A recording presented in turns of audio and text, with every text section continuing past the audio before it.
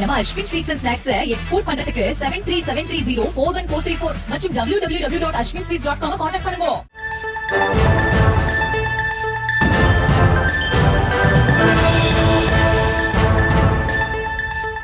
அண்மை செய்தியை பார்த்து வருகிறோம். திருச்செந்தூரில் இரவு முழுவதும் பெய்த கனமழையால் வீடுகளுக்குள் மழை வெள்ளம் புகுந்திருக்கிறது. கூடுதல் விவரங்களோடு இணைகிறார் எம்முடைய செய்தியாளர் சதீஷ். சதீஷ், வீடுகளுக்குள்ளெல்லாம் மழை நீர் புகுந்திருக்கு.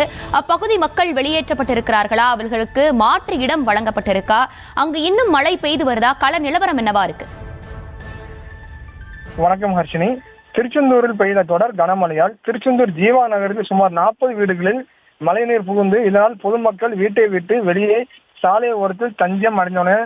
தற்போது நம்ம அந்த காட்சியை பார்த்து வருகிறோம். திருச்செந்தூர் மற்றும் அதன் சுற்றுவட்ட பகுதியில் நேற்று இரவு சுமார் 10 மணி முதல் இன்று காலை 7:30 மணி வரை சுமார் 9 மணி நேரம் தொடர்ந்து இடி மின்னலுடன் தொடர்ந்து கனமழை பெய்து வருகின்றன. திருச்செந்தூர் மற்றும் அதன் சுற்றுவட்ட பகுதியில் 30க்கும் மேற்பட்ட கிராமங்களில் மின்தடை ஏற்பட்டுள்ளது. இதனால் மாவட்டத்தில் அதிகபட்சமாக காயல்பட்டினத்தில் 154 மில்லிமீட்டர் மழையும் திருச்செந்தூரில் 146 மில்லிமீட்டர் மழையும் பதிவாகியுள்ளது. மேலும் கனமழையால் திருச்செந்தூர் நகர் பகுதி முழுவதும் வெள்ளக்காடாக காட்சியளித்தது. திருச்செந்தூர் நகராட்சிக்கு உட்பட்ட ஜீவா நகரில் சுமார் 40 வீடுகளில் மழைநீர் புகுந்து மேலும் குடியிருப்பை சுற்றி மழைநீர் தேங்கியதால் சாக்கடை கழிவு நீரும் குடியிருப்பு பகுதியில் புகுந்தது.